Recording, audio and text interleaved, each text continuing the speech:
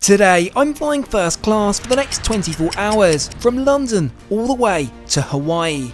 It's such a long journey, I'll have to stop twice to get there. I'll show you exactly what it's like, from the good to the bad to the ugly. Let's pick up our story then, on the ground in London.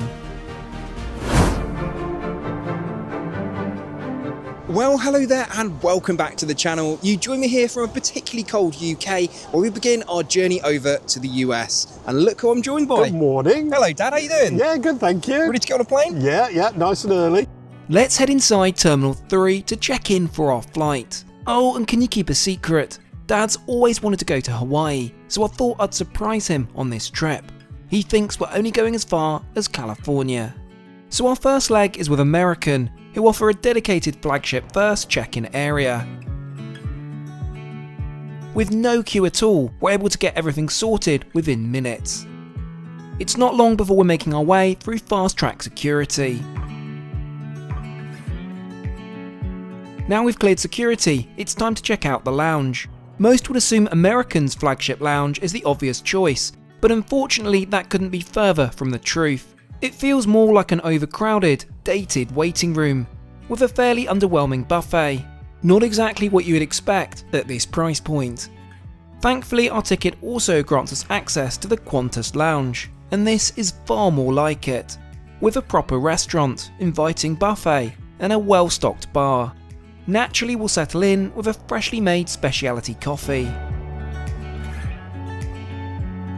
Alright, it's time to head over to the gate. There's no real priority boarding to speak of, so it's a slightly hectic, albeit brief, waiting experience. And there she is, our aircraft for today, an 11-year-old Boeing 777-300. Down the jet bridge we go.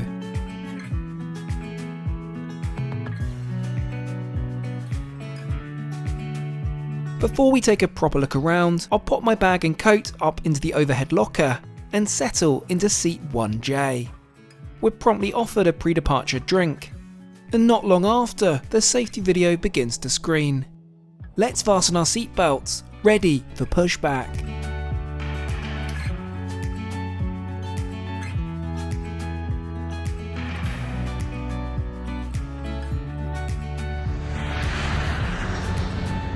So what's the plan? This first leg of our journey to Hawaii will see us travel around 3,500 miles to New York's JFK airport. Now we've reached our cruising altitude and the seatbelt sign has been switched off, let's take a proper look around our aircraft. There's space for 304 passengers on board, but just 8 in first class. The suites themselves are spacious, but are really starting to show their age. The armchair itself is wide and very comfortable, and can be adjusted via this touchscreen. There's also a small cubby, where you'll find the headphones, a decent pair from Bang & Olufsen, along with AV and even iPod inputs, which really tells you how dated this setup is. Service begins with the offering of a warm towel, followed by the flagship first menu. The options are fairly extensive, and I'm keen to see how this dining stacks up against the competition. While my meal is being prepared, let's take a look at the champagne selection. American is serving Bollinger, gone are the days of free-flowing Krug in this cabin. Meal service begins, and I'm a little surprised to see everything served on a single tray, although I do spot a small garnish of caviar. That said, the cellophane still wrapped around the butter does take away from the premium feel. For main I go for the gnocchi, which unfortunately turns out to be a poor choice, dry and rather lacking in flavour. Meanwhile, Dad opts for the seared sea bream, which is fine but nothing particularly memorable. Let's hope dessert can turn things around. I've gone for American's signature ice cream sundae, topped with hot fudge, whipped cream and chopped pecans, and it's every bit as good as I'd hoped. Despite this, lunch overall was a bit of a disappointment, especially when you see the price of this flight. Now let's try out the suite's party piece, the swivel. And rather uniquely, you're able to extend the table out to create an office in the sky. Before I crack on with some work, shall we take a look at the Raven Lily amenity kit? From socks to moisturiser to an eye mask and even facial mist. Now in terms of the desk itself, it's actually very practical, and paired with the onboard Wi-Fi, it's a genuinely useful feature, albeit Wi-Fi is an additional cost. Should you want to get some rest, the suite does fully convert into a flat bed, something we'll definitely be making use of. But first, a quick change into the provided PJs over in the bathroom. There are 2 first-class lavatories on board, both a decent size, with a fairly contemporary vanity, although noticeably lacking any additional amenities. The pyjamas themselves are from a bedding company called Nest, and I have to say they're incredibly comfortable. Back at my suite, the crew have already turned it down into a bed. This is much more like it, a more fitting first-class experience, and credit where it's due to American Airlines.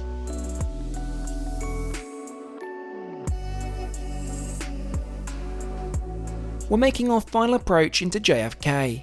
The flight has quite literally flown by, so let's get that seatbelt on as we descend into New York.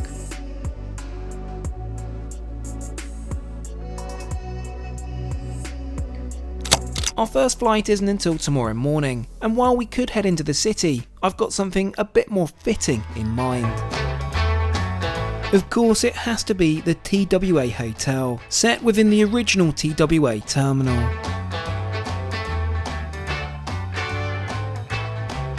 I love that you can even check in at the original airline desks, a brilliant touch. From there, it's down the iconic, if slightly worn, red carpet and over to our room. The hotel also has a pretty unique feature for an airport stay, a heated rooftop pool overlooking the runway. But the real pinch me moment is the room itself, styled with a clear 1950s theme, from the bathroom to the incredibly comfortable runway facing bed. Anyway, what's the plan? Well, first of all, we're going to freshen up, and then we've got dinner and drinks, but in quite a unique way. So the TWA has one more surprise, a cocktail bar set inside a beautifully restored 1950s Lockheed Constellation. This very aircraft would have flown on all the routes we're doing this trip, and I can't think of a better spot for a sundowner. Best of all, Dad still hasn't got a clue we're going all the way to Hawaii. To round off the evening, we'll be dining at Paris Cafe, right here in the terminal. Pizza and fish and chips, both absolutely phenomenal.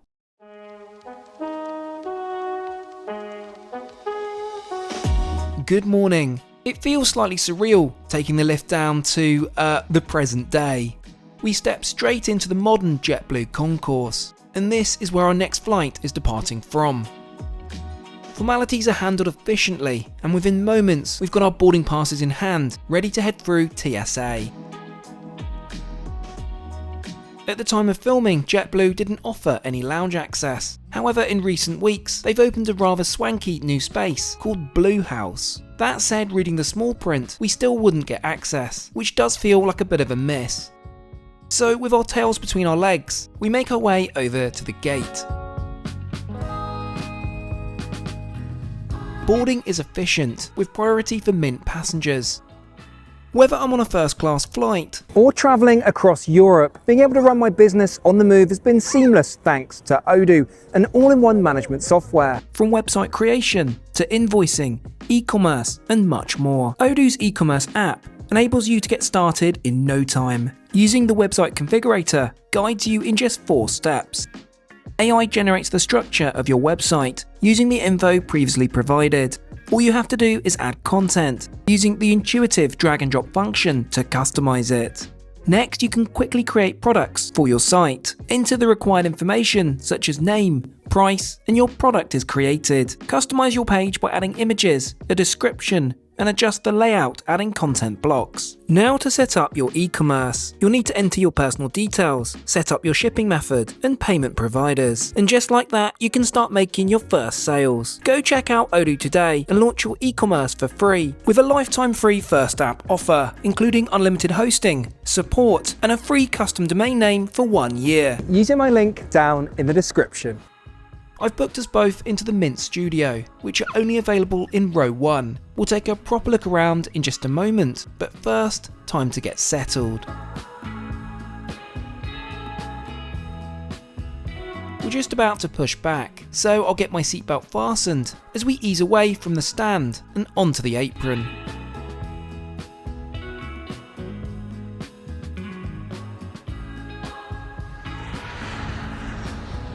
I do love departing from JFK. The views back over Manhattan are simply stunning. But where exactly are we heading? Well, over the next 5 hours or so, we'll be covering roughly 2,500 miles, all the way to Los Angeles. And remember, as far as Dad's concerned, that's where the trip ends. I can't wait to surprise him. So, our aircraft, it accommodates 160 passengers, including 16 Mint Suites. Among them, the exclusive Mint Studios we're flying in today. And on first impression, it's spectacular. However, despite being just 2 years old, the condition is pretty disappointing. From grubby, worn wireless charging pads, and even nail clippings around the seat. Looking a bit closer, there are stains in the footwell, and one of the storage drawers is still filled with someone else's rubbish and old menus. Frankly, that's just not good enough. Let's instead take a look at today's menu, which does look pretty impressive. There's even a solid cocktail selection. I've gone for a cold brew coffee, which I'll enjoy with Dad over in his seat. Meanwhile, he opts for something a little stronger, a rum and coke. This is probably my favourite part of the whole setup, being able to actually share the experience with your travel companion. Alright, food service. Now this is a real test, especially on a narrow body where galley space is limited. And straight away this already looks better than what we had in American First. This is exactly the kind of first class offering you hope for. Finally, some proper redemption. To finish, I go for the vanilla gelato with caramelised apple and oat crumble. It's absolutely delicious. Now, if you do get peckish between meal service, or if you're travelling in economy, there's a grab and go pantry available throughout the flight. Opposite that, you'll find one of the 2 lavatories for Mint passengers. Let's try out the bed. With the touch of a button, the seat folds fully flat, with a side cushion creating a surprisingly generous sleeping space. Despite this being a daytime flight, basic bedding is still provided in the form of a pillow and duvet. Hey, I tried my best.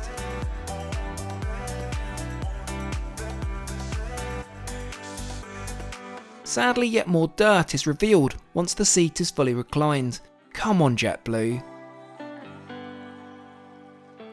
And unfortunately, the suite doors are not working, though I'm told this might be due to US regulation. Now, I'm not planning on sleeping on this daytime flight, so instead settle in for the in-flight entertainment. The film selection is actually very good, and I end up completely engrossed for the rest of the flight. Well, hello there, California.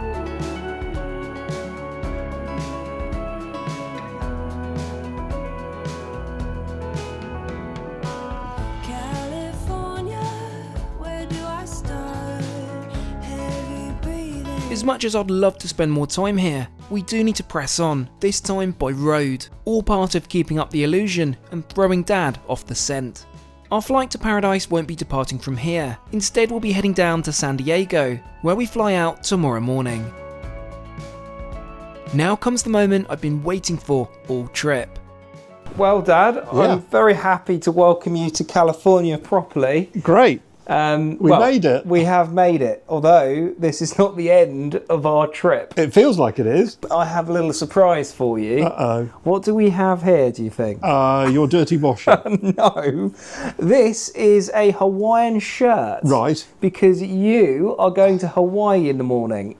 In the morning? Yes. Oh, wow. Yep, it's going to be quite Have I got to wear this? I'm going to try and wear this as well. Okay, it's my colour. It is, absolutely. Safe to say he wasn't expecting that. So for the rest of our evening in San Diego, we'll grab a beer and some tacos before an early night ahead of tomorrow's flight.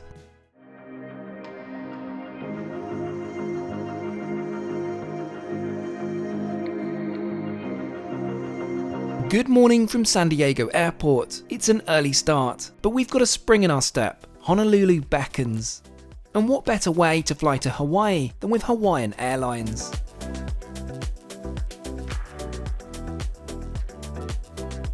Within moments we've got our boarding passes in hand, and we're heading over to security. Through in moments thanks to pre-check, and with our Hawaiian shirts proudly on, we make our way over to the gate.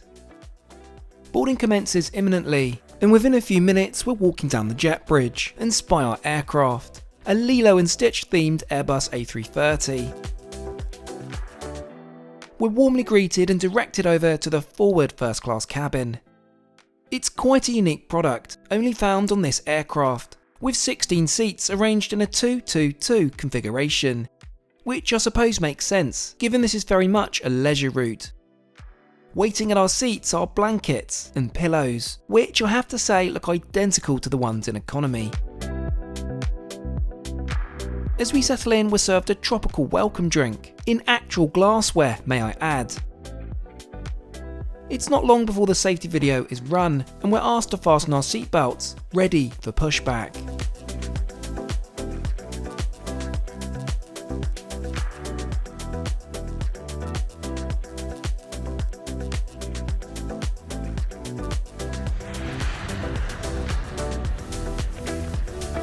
As we lift off into the Californian morning sunshine, where does our final leg take us? Over the next 5 hours, we'll fly just shy of 3,000 miles, all the way to the beautiful state of Hawaii. Now we've reached our cruising altitude, let's take a closer look at our seat. And unfortunately, it's not great. I'm not sure what's going on here. It almost feels like it's never been properly cleaned. It's at this point our in-flight entertainment tablets are distributed, along with our tray tables deployed. I guess no dine on demand here. A few moments later, macadamia nuts are served alongside a cup of filter coffee. Menu-wise, we have a choice of either mushroom omelette or continental breakfast. Oh, and some assorted, freshly microwaved pastries. I go for the omelette, which is served with a sausage, fried potatoes, and fresh fruit. Meanwhile, Dad goes for the continental breakfast. I mean, it does the job, but it's nothing special. With breakfast out of the way, let me show you one of the quirks of this seat. Even from the window seat, you get direct aisle access, although it's to be said it's not the most elegant solution. I'm up because I want to check out the lavatory. Does Hawaiian do anything different? In short, not really, aside from a few flowers, which I guess is more than we saw on JetBlue or American. Back at row 2, I'm keen to check out the in-flight entertainment. Hawaiian provide these rather basic noise-cancelling headphones, though personally I'd rather use my own. Anyway, let's settle in for a movie.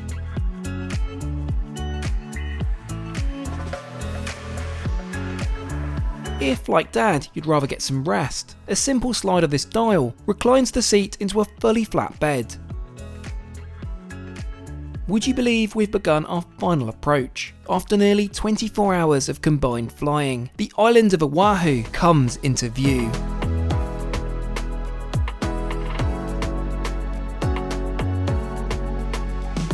Welcome to Hawaii, we've made it. Now, to mark the occasion, I've booked us somewhere rather special, though it does mean a 40-minute drive across the island. Introducing the Four Seasons Hawaii. We're welcomed in true Hawaiian style, with leis placed around our necks. Before we break down the total cost of this trip, let's first take a look at our sea view room.